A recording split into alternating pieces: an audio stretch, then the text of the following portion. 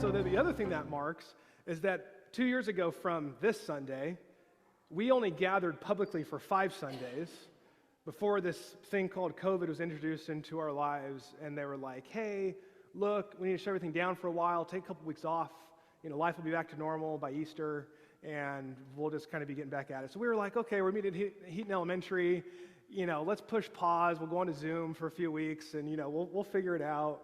And then here we are today. Some of that's changed, not all of it, but we continue to be in this season. And so I've wondered over this last 2 years, how many people in this room have you had the thought, or maybe even said out loud, I just wish things would go back to normal? And that's kind of a relative question, right? How do you measure normal? And then also, whose normal are you talking about, right? Because that's not the same for everybody. So I can give, maybe here's a couple ways we could measure this. So just simply, have you ever hoped over these last 2 years that we weren't still in a global pandemic and life would go back to normal, right? Let's start there. You could go back to a normal day without not navigating the fatigue that comes with making decisions over and over again when life just feels so unknown and risky and scary. Where you don't find yourself in one of the most politically charged climates that somehow seeped into every single relationship that you have. I wish life could go back to normal. In a climate where actually judging the humanity of other people, what it means to be human and whether they're human or not, we're judging that based on whether they choose to wear masks or not. We're judging that based on did they get vaccinated or not. We judge that based off are they Dodgers or Giants fans. That one's been around for a while. I guess that's forever. Couple, nobody? Any, no? Okay, there you go. A couple people, yeah. So you guys can talk about that afterwards. But really, could life go back to normal? Could we not continue to just have to do this day in, day out, week in, week out, this thing that continues to affect our lives in ways that we could never imagine and probably never want to experience again? Now, a couple things. Bad news. We'll start with the bad news. We're not the first people to experience something like this, of longing to go back to normal. The good news is that we're not the first people to experience the longing for life to go back to normal. We're not alone in that. For thousands of years, society has gone up and down in so many different ways. People's lives have gone up and down in so many different ways. And in each time, when we start to step into the unknown, when we start to step into things that we cannot control, the natural tendency as human beings is to get everything to go back to normal.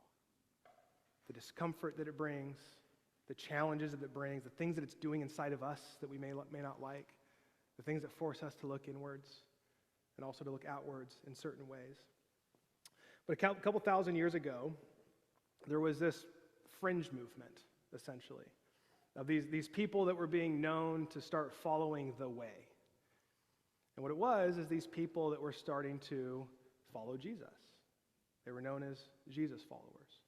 Or in their climate, their cultural context, they started to become known as Christians. But they were made fun of in that name because they were like little Christs. It was a derogatory term. Right? We wear that boldly, but it really did start off as joking about people, making fun of this little fringe movement that was operating within culture, but counterculturally, aside from culture. It was not the power of the time. It was not the dominant culture of the time. And this morning, we're going to just peek into their lives. So this next 6 weeks, we're looking at how God is bigger than your background. And we're doing that through the letter of Galatians, a guy named Paul, who planted the church, planted a bunch of churches, and was a big leader through this little fringe movement, is writing back to the people in this city called Galatia. And what he's doing is he's writing to a few different things. Because what was really happening is, and I don't think we always grasp this fully, I know I don't, but as he's writing to these Jesus followers, these little Christs, these Christians back then, he's writing to actually people whose worlds are absolutely colliding. It is not just this normal life where you kind of choose whether you're going to go to worship on a Sunday or not, where you kind of really get to pick of kind of who you're around, and we kind of take on these single ways of worshiping and operating just in all of our lives in general. He's writing to people who were deeply ingrained in certain cultures, their stories, their backgrounds, their families, their religion, and all of a sudden it's all getting ripped open, and then they're coming together. And Paul's writing to them. Here's a few of them. So we could think about the people who may have been living in Galatia who are not Jewish. They are not ethnically Jewish. They are not culturally Jewish. They are not religiously Jewish people. Okay? They would be just your average day person outside of the Jewish tradition. And they're just going about their lives. They are worshiping their idols. They have many to pick from. Religion is just very, very popular in that time. And there's a ton of ways to actually participate in religion. And this whole group, at some point, some of them started to be attracted to the person of Jesus, to the life of Jesus, to see that Jesus was bringing something different enough that I'm going to convert my life to the way. That I'm actually going to start actually participating in a way with other people differently than me, who are saying that they want to be with, they want to become like, and they want to do what Jesus was doing. Now, what that meant for them, one of the biggest things they started to give up is idol worship. Like the rest of their families, their friends, their coworkers, their neighbors. And I mean, you can't just get away from idol worship. It's in your pocket. It's the little things in your house. It's the festivals and the things that your city is celebrating daily, weekly, monthly. Like you are ingrained in this culture of idol worship, and all of a sudden you're saying, no, I'm going to go follow this one God, this one person claiming to be God, should I say.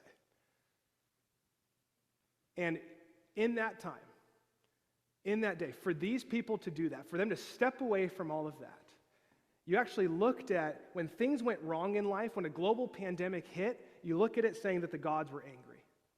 When natural disasters happened, when things of tragedy were happening, you would say the gods are angry with us. So then to be the person that's no longer worshiping idols and you're turning away, you're seen as now neglectful. You're actually the reason the gods are angry with us because you're not worshiping the gods, you're not doing the rituals, you're not doing the sacrifices. You very quickly become the talk of your family, the talk of your neighbors. You're the person that is straying away from all things normal. Right? So you have that group of people. Life's easy there. And then you move into what would be considered to be like our religious Jews, religious Jewish people. These are practicing Jews. These are people who have grown up in, born into, the descendants of Abraham. Like they are Jewish through and through. Everything about their lives centers around being Jewish. Their culture, their rituals, their practices, the way they interact with other people, the way they interact with the city. And what starts to happen, and again, these are all few things about these people. You go in so many different ways. But one is that in Rome, the Jews actually had permission to worship one God. When everyone else is actually worshiping idols, Jews had permission. The Roman Empire actually said, hey, we'll give you permission. Because oftentimes what they said is, we can either give them permission and now they will contribute to society in different ways, and hey, let them worship their little God. But here's the deal. When you worship your God, you also need to be praying for us as Rome. Right? So here's a couple things. But what starts to happen is you're saying, hey, you know what? We're going to take this permission. We're going to operate in Rome in a way that you're actually kind of forcing the way we interact. But we know that one day our king is coming. And what he's going to do is he's going to overthrow you. We are now going to become the dominant power. And then you get this little fringe movement of people, of Jews, now converting to the way, who are starting to pull away from their religion, from their families, from their neighbors, from everything that they know, from that normal life. And those that were Jewish start to think, these people are going to mess it up. For God to come back, for him to come and conquer on our behalf, to make all things good, to fulfill the promise he's given to us. All those that are moving away from Judaism and becoming Christians, following Jesus, they're messing it up. Could you imagine how that started to change their families? How they were viewed by their peers? How they were viewed in their neighborhood, in their workplaces? Again, they are not becoming popular. And then you had your ethnic Jews. These people would kind of be caught in the middle, Paul actually being one of them. And they accept Jesus as the Messiah. Right, so they now come and they say, hey, I have this one God. I'm going to worship this one person. And what starts to happen is as this good news is being announced, it starts to get confusing. And that now there's certain complications that start to come up in their lives. And the social pressures that they start to experience would start to unravel everything that they've ever stood on. How they've understood Genesis, how they've understood the Psalms, how they understand any of the prophetic literature. And they're kind of caught in the middle here. That they've converted, but everything is telling them to now go back. Everything is saying, come back to the ways that you've known life to be. Come back to the normal things that you've done in our religion. And it's in these worlds colliding, where people are on unstable ground, where they are less and less popular and respected in their backgrounds, in their cultures, in their families, in their workplaces. And Paul writes this, Galatians 3:3, you foolish Galatians, who has bewitched you? Before your very eyes, Jesus Christ was clearly portrayed as crucified. I would like to learn just one thing from you. Did you receive the Spirit by the works of the law or by believing what you heard? Are you so foolish? After beginning by means of the Spirit, are you now trying to finish by means of the flesh? Have you experienced so much in vain, if it really was in vain? So again I ask, does God give you his Spirit and work miracles among you by the works of the law or by you believing what you heard? Paul seems to be saying that in this time of high anxiety, in the time of pulling away from your background, in the time of actually committing your life to something greater that is true and good and beautiful and right, the way that I'm calling you to through my Son, through Jesus. Paul's saying, in this time, don't go back. Do not go back to life as normal. Do not go back to the way that you've always known it. I know you're uncomfortable. I know you're being persecuted. I know that you're becoming less popular and less respected. I know that you are hated by some right now. I know that following Jesus is costing you something than you probably ever thought it would. But don't go back. Trust in the Spirit of God that is working in and through you. Do not go back to the cultural rituals that you've relied on for this long. Don't go back. The way of Jesus had invited them into a new way of life. And this was costing them much. This was very uncomfortable. Socially, it was everything that they were not to be doing. And then Paul does this.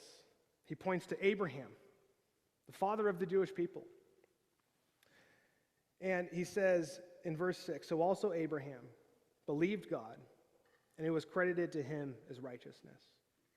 So what he does in this moment, for all of those that are kind of want to pull away in this highly anxious time, when it's not making sense to continue following Jesus and it makes sense to go back to life as normal. Really what he's doing is he's drawing maybe the largest figure of everything that represents Judaism, their faith, their history, their culture. And when they're saying that people have to be Jewish like us, as they're trying to get everyone to conform to the Jewish religion, he points to the forerunner and he says it was his faith.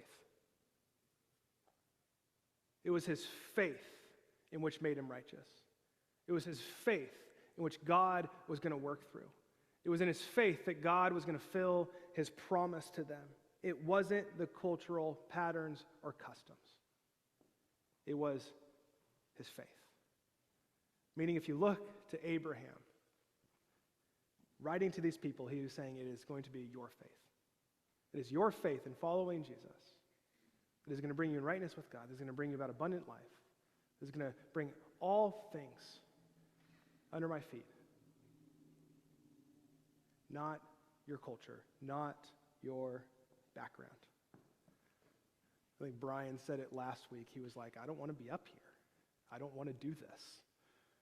And I kind of felt like that today coming in. Like it's like, do you realize that following Jesus, in so many ways, you will not become more respected in culture. You are risking becoming less respected in your families, in your places of work, your friends, the people you grew up with. Like over and over again, there is a cost to following Jesus. And so I think about us. I think about the cultures and the backgrounds that we find ourselves in. Family, friends, politics, religion, the way in which you operate. And I think about you that maybe have kind of found yourself following Jesus, and I don't know, your family looks at it differently. Maybe you have parents who are highly educated that think that Christianity is for those who are uneducated. Or maybe those that are strong, and they think that Christianity is for the weak. And as you continue to pursue Jesus, you more and more are pulling away from your family. Friends and coworkers. I mean, as you take stock around who you work with, as your life starts to be more and more transformed by the generosity of Jesus, you start using your money differently. And it might mean less beach trips and less plane flights and less concerts on the weekend. I don't know. It might start to separate you from your friends, who you also find in the same socioeconomic status. They start to wonder, like, where are you going? Why would you do that for that single mother? Why would you do that for that refugee? Why would you do these things? This does not make sense. And you become less and less respected. Maybe you're right-leaning politically. And in your circle of those that you operate with politically, you start to talk a little bit about biblical justice and how that works itself out socially a little bit. And they kind of look at you like, what are you saying? What are you talking? What's wrong with you? Or maybe you lean left. And maybe there is like a moral ethic for thousands of years that does bring about life.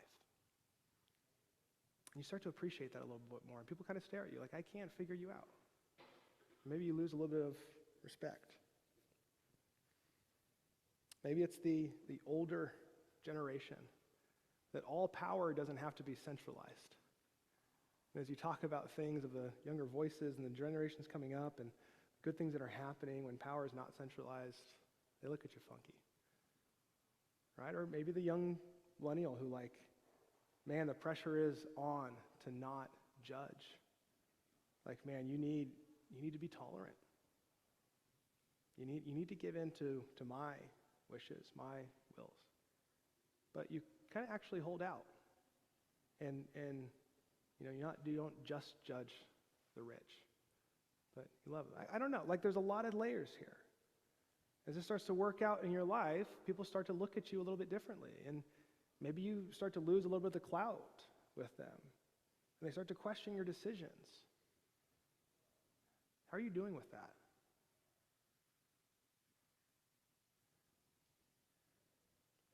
I think for all of us, what ends up happening is our life looks a little bit more like risk. And we want life to go back to normal.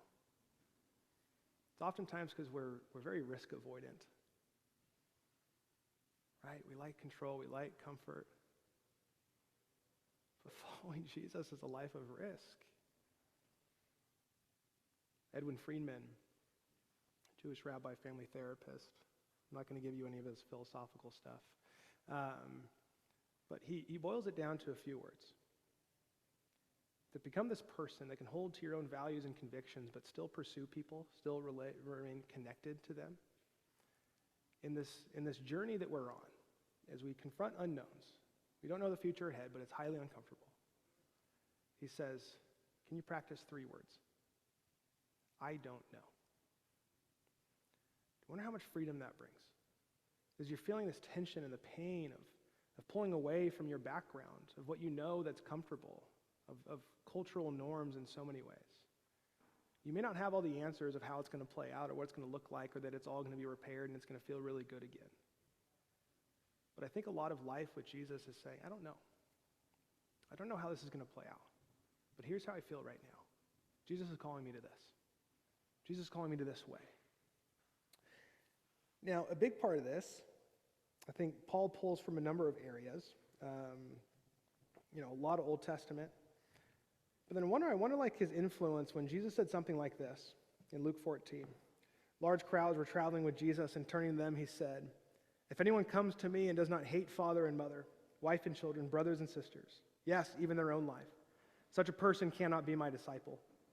And whoever does not carry their cross and follow me cannot be my disciple." Does anyone wake up and like read that one in the morning? So encouraging. So encouraging. Like, what do you do with that, though? What do you do with that? Now, here's the deal.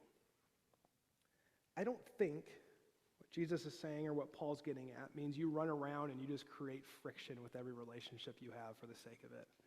You don't go about just like rubbing things in people's face and, trying to get them to see how different you are. I think that would be a really bad move. But I think what he's saying is that in this, as you start to follow me, can you sit in the tension? Can you sit in the tension that I'm asking you to put me above everything else, everyone else? And that what that might feel like is that you hate your friends, is that you hate your family background. They might feel that way, no question.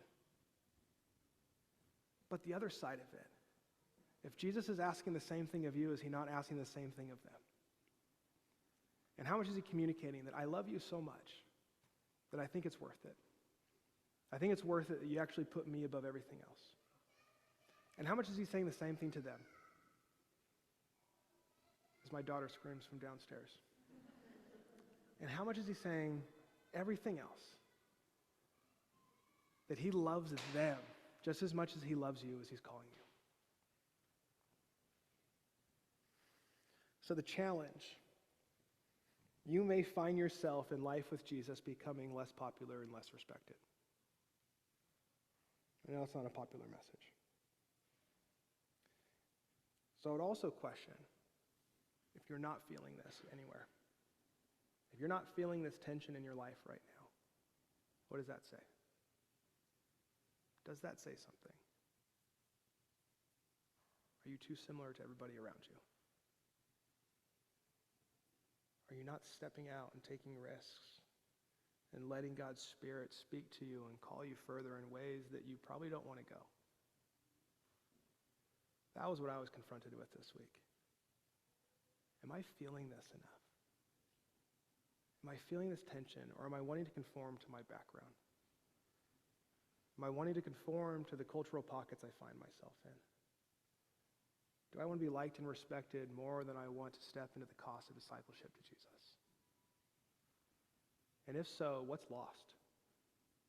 Because I don't think Jesus wastes many words. I think he has a plan for it, with great intention, more than we could ever imagine. So what am I losing out on if I'm not feeling this tension?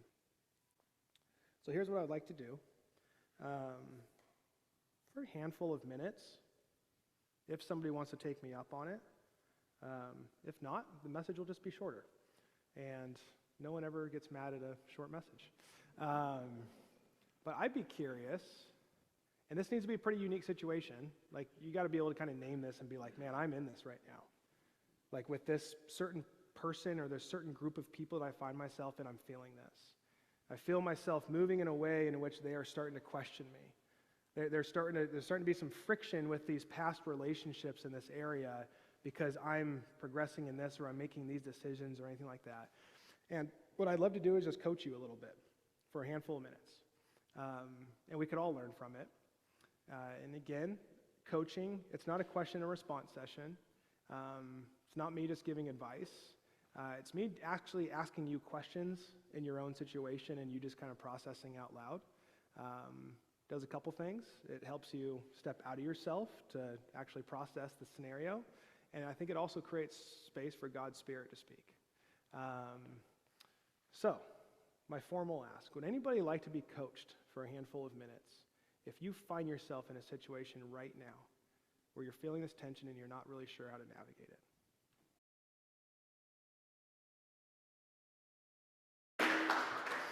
Kyle, thank you for that.